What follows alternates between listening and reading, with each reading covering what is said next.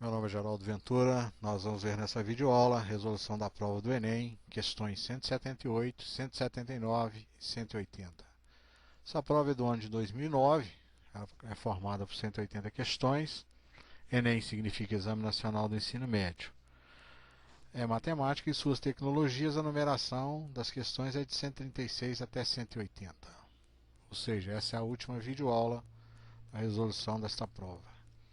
Questão número 178. Um artesão construiu peças de artesanato interceptando uma pirâmide base quadrada com um plano.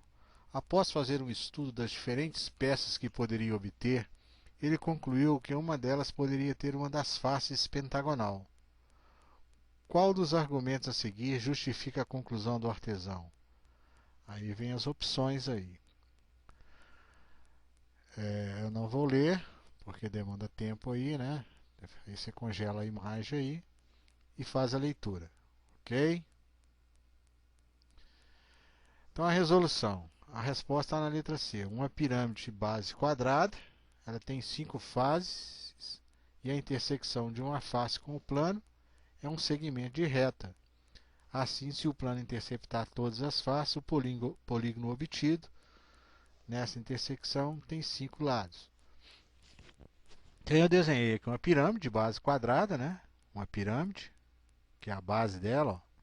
Esse ponto, esse, forma uma base quadrada. Aí eu desenhei a pirâmide e fiz a intersecção aí, ó, corte, né, do plano alfa com a pirâmide. Então eu obtive o polígono ABCDE, que é um pentágono, que é esse polígono aqui. Então é isso que você tem que fazer, né? Então você tem que enxergar na sua mente uma pirâmide de base quadrada e a intersecção de um plano alfa, né, um plano qualquer, interceptando aí em 5 pontos. Por isso que a resposta é a letra C. Questão número 179. Um médico está estudando um novo medicamento que combate um tipo de câncer em estágios avançados.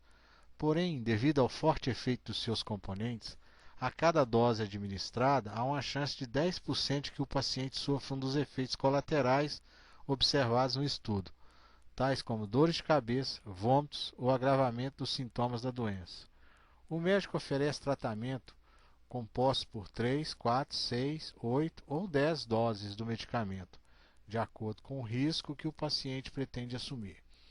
Se um paciente considera aceitável um risco de até 35% de chance de que ocorra algum dos efeitos colaterais durante o tratamento, qual é o maior número admissível de doses para esse paciente? Letra A, 3 doses, letra B, 4 doses, letra C, 6 doses, letra D, 8 e letra E, 10 doses. Então, resolução. Nós vamos chamar N o número de doses que o paciente pode ingerir. Então, nós temos lá uma função 1 menos 0,1 elevado a N, que é o número de doses. Esse 1 é de 100%, 0,1 é os 10%.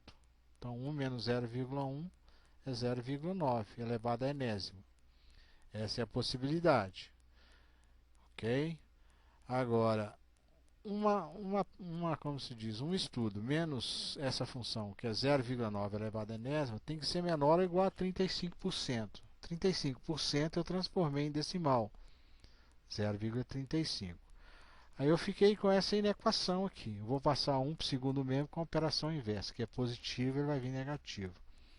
Então fica menos 1 somado com 0,35, que é menos 0,65. Multiplica ambos os membros por menos 1, esse sinal aqui inverte na inequação. Ele é menor ou igual, vai passar a ser maior ou igual. Aí você aproxima esse valor. O n tem que ser menor ou igual a 4, ou seja, 4 doses. É o máximo que ele pode ingerir. Então, dentro das possibilidades 3, 4, 6, 10 ou 8 ou 10 doses, 4 doses. Questão número 180. A cisterna é um recipiente utilizado para armazenar água da chuva. Os principais critérios a serem observados para a captação e armazenagem de água da chuva são a demanda diária de água na propriedade, o índice médio de precipitação, chuva, por região em cada período do ano. O tempo necessário para armazenagem e a área de telhado necessária ou disponível para captação. Para fazer o cálculo do volume de uma cisterna, deve-se acrescentar um adicional relativo ao coeficiente de evaporação.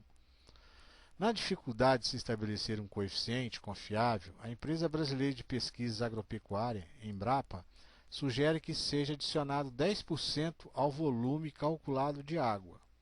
Desse modo, o volume em metros cúbicos de uma cisterna é calculado por VC, que é igual a vezes D, vezes N por N dia, em que VD é o volume da demanda de água diária em metros cúbicos e N dia o número de dias de armazenagem.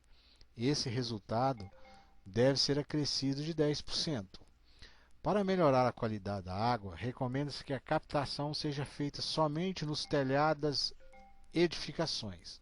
Considerando que a precipitação de chuva de 1 milímetro sobre uma área de 1 metro quadrado produz 1 litro de água, pode-se calcular a área de um telhado a fim de atender a necessidade de armazenagem da seguinte maneira: a área do telhado em metros quadrados é igual ao volume da cisterna em litros por precipitação. Disponível nesse site aqui. O acesso da pessoa foi em 8 de junho de 2009 e o texto foi adaptado. Agora é que vem a questão. Como eu disse falei na primeira aula, os textos são extremamente longos, né?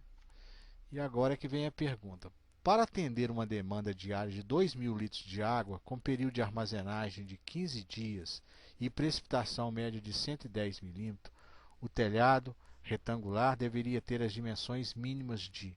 Aí ele deu as dimensões aqui, certo? Então, resolução. 1 metro cúbico é 1.000 litros. Então, 1 decímetro cúbico é igual a 1 litro. Agora, 1 metro cúbico tem 1.000 decímetros. Então, tem 1.000 litros. Você aprende isso lá na quarta série primária. Então, o volume, o acréscimo é de 10%. Ele falou isso lá no problema lá. Ok? Então, o volume C é 2.000, né? Que é o 2.000 litros dados aqui no problema, dividido por 1.000. Multiplicado por 15, né? Que é o 15 dias. E a porcentagem, 1 mais os 10%, que dá 33 metros cúbicos. Esse é o volume. Agora, ele falou que a precipitação média, foi dado no problema aí, é 110 milímetros. 110 milímetros é a mesma coisa de 0,1 metros. Então, a área vai ser o volume, que é 33, dividido por 0,11, que dá 300 metros quadrados. Essa é a área do telhado. A opção correta está na letra B. Então, aí termina a resolução aí da prova do Enem. Foi uma pessoa na internet que me pediu para postar essa explicação.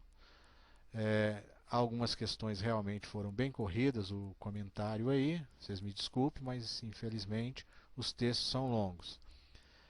É uma prova que, em geral, mais as questões acho que de português, a redação, mas não sei o que lá, tem como a pessoa fazer isso no tempo hábil, não. Há muitos anos atrás eu trabalhei numa escola, a gente elaborava uma questão da seguinte forma: elaborava-se a questão, todos os professores de matemática saía resolvendo todas as questões da prova, né? E se uma questão, o professor que gastou 3 minutos, por exemplo, na resolução, o aluno teria direito a um tempo 5 vezes maior, 3 vezes 5, 15, para cada questão. Então essa prova realmente, eu não sei como é que foi aí o desempenho, mas em geral é uma prova extremamente cansativa, né? Então você tem que estar preparado, fazer cálculos matemáticos aí muito rápidos, né? Ou seja, tabuada, divisão, multiplicação e por aí vai. Então até uma